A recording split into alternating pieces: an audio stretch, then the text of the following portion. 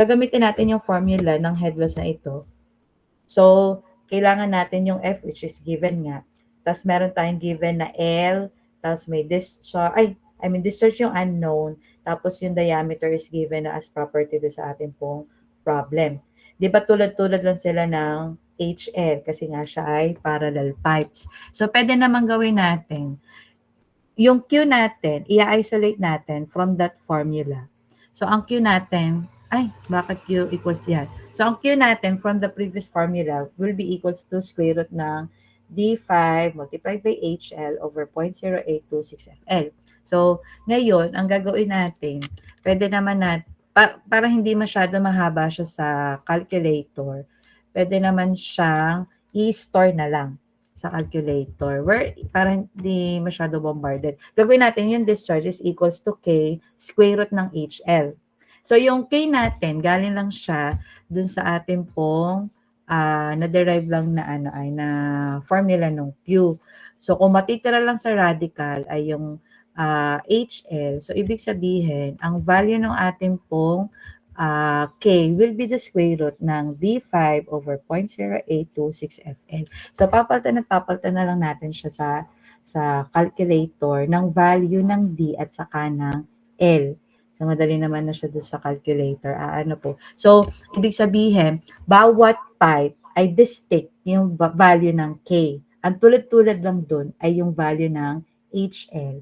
Ano po. So, pag halimbawa, sa pipe number 1, ang ating diameter is 400, tapos ang length natin is also 400 millimeters. So, pag substitute natin ng formula, ay ng values do sa ating pong derived formula ng constant or ng K, ipo 0.4 na lang natin yung diameter. So, all other factors are the same. Diameter and length lang yung papalitan. So, may value tayo ng K1 para sa pipe number 1, may value tayo ng K2 para sa pipe number 2, tapos may value tayo ng K3 para sa pipe number 3. Again, ang papalitan lang dyan ay yung value ng diameter at length. Diameter and length.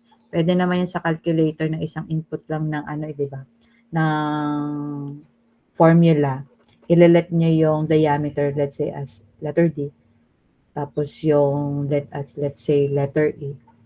Tapos calc lang na lang ng palit lang ng diameter and length. Kasi sa pipe network, pag nadami yung pipes natin, nahaba din yung ating solution, pero redundant nga lang.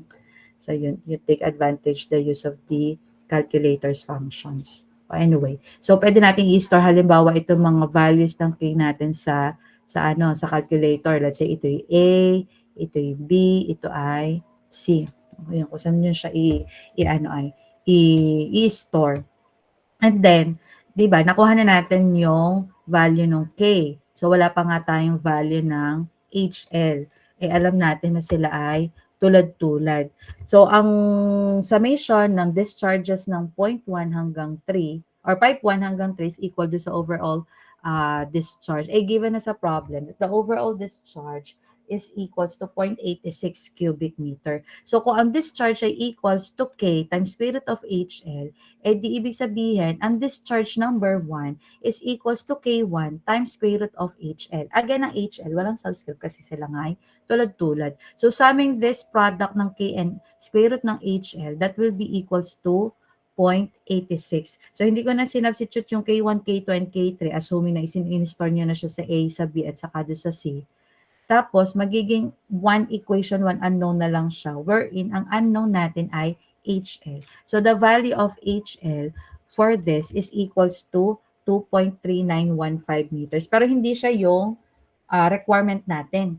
Ang kailangan natin ay discharge. So, after getting the value of HL, makukuha na natin yung discharge by multiplying the K that we have here at saka yung square root ng HL or square root ng 2.39. Or kung gusto niyo naman, kunin niyo na nga naman yung value mismo nung yung square root value ng HL. Anyway, kung sakay maaliwan. Ayan. So, yung Q1 natin will be equals to the product ng K1 and square root ng HL. So, that will be 0.152.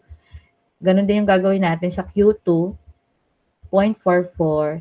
Tapos sa Q3 natin ay 0.25946. So, doon sa mga choices natin doon sa assessment kahapon, puro mga 3 decimal places lang naman sila. So, lahat ng 3 decimal places na nasa screen ang naka-appear doon sa bawat choices. So, for this problem 3, yung unknown, so yun na yun, Q1, Q2, and Q3. Ayan. Nagets ba to? Medyo simple lang yung aking nailagay na problem dun sa pipe network. Hindi ko pa siya naidugtong sa series. Ayan. So, a-adjust ko naman. Uulitin ko ha. Ang paglalagay ng present ay sa GC ng Google Meet. Ayan. Teka, mamaya nga ulit. Nakakadalo pa lang ba ako? Ano nga kanina? Pangalan, tas favorite number, ano? O, mamaya. For the next problem, ito naman, parang ito'y similar nung pre-test natin, or ano ba to? Yung pre-test natin na nakaraan. A container holds 2 layers of different liquids. One fluid having a specific gravity of 1.2 is 200 millimeters deep, and the other fluid having specific gravity of 1.5 is 250 millimeters deep. Ay, ito ata yung problem na ano. Wala yata siyang figure. Kayo yung maglalagay ng figure. So, a solid spherical metal having a diameter of 225 millimeters and a specific gravity of 7.4 is submerged such a manner that the half of the sphere is on the top layer and the other half is in the bottom layer of the fluid. So, determine the weight of the object, buoyant force acting on the object, and the tension in the wire holding the sphere to maintain its position. So, tatlo yung ating hahanapin na na requirement daw dito. Yung volume nung stone, tapos ay specific gravity. Ay, tama ba? Mali pala binabasa ko. Ang hinahanap pala natin ay weight ng spherical metal, buoyant force, at saka yung tension, yung kasunod pala yun. So, yun nasa screen, ito na mismo yung makakreate natin na figure from the description ng problem.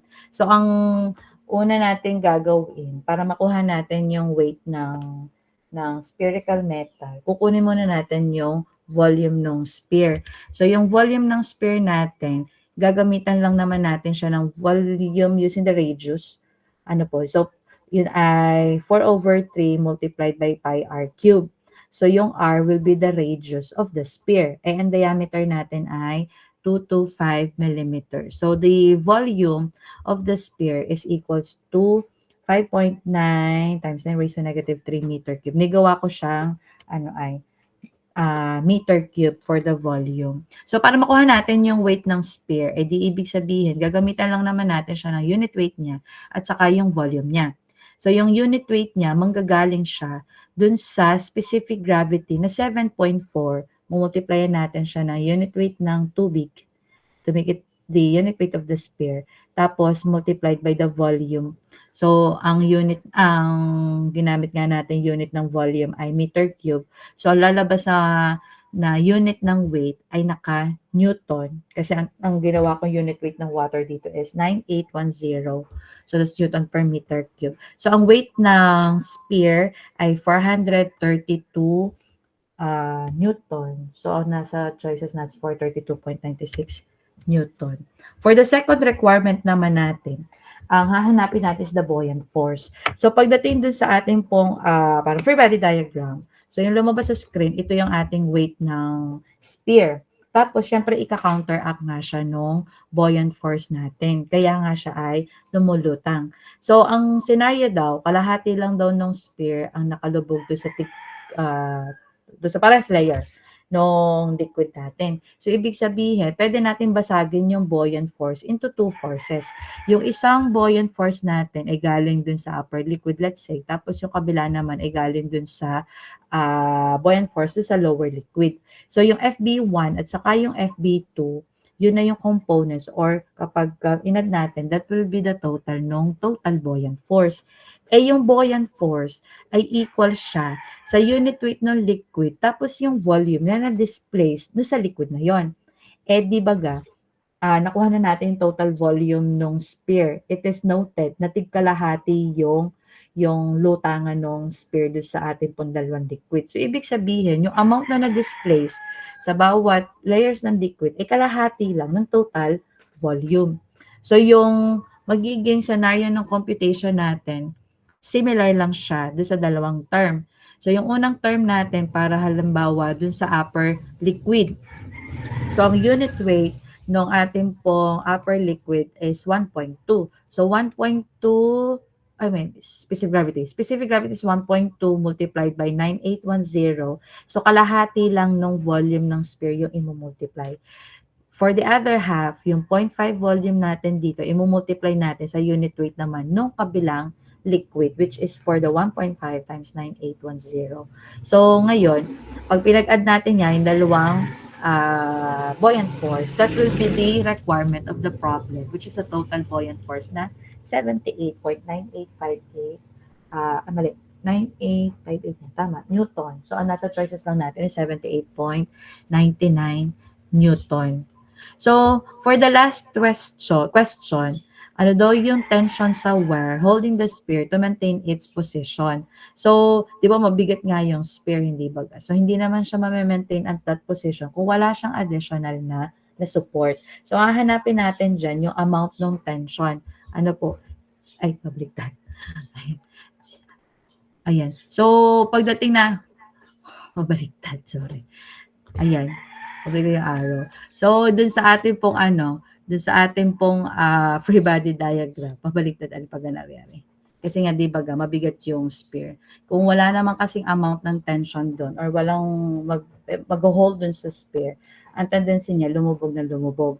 Ayun. So, ano daw yung amount ng tension ng wire? So, ibig sabihin, by summation of forces vertical, ano po, yung weight natin will be equals do sa amount ng buoyant force at saka yung amount ng tension. Pabaliktad yung arrow ha. So, nakuha naman na natin yung value ng buoyant force that is 78. Yung tension hindi natin alam pero meron tayong value ng weight which is yung weight nga nung sphere. Ulit ha, pabaliktad yung direction ng tension. So, makukuha natin yung value ng tension which is equals to 353.972 Newton or do sa choices natin, that's a whole number, 354 Newton. So these are the answers for this problem. Naintindihan baga? Okay, thank you. And then, for the random attendance check, pakisulat sa GC ng Google Meet, present, space, take kada Luna, wala pa. Huwag kang present, present, space, hometown. O, ini the Luna.